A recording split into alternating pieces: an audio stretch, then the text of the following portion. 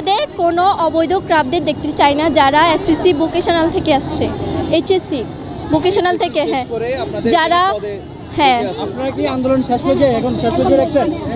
আমাদের দাবি না মানা পর্যন্ত আমরা রাজপথ ছাড়বো না। আমরা এখন রাজপথ ছাড়ি না, আমরা ছাড়বো না, আমরা ছাড়বো না।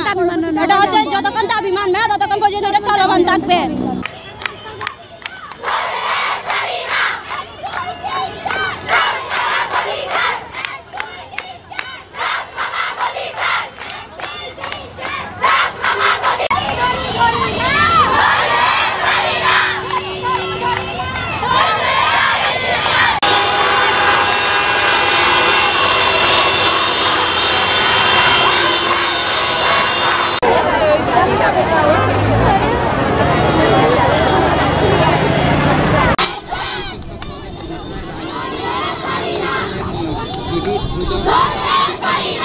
অবস্থান করেন।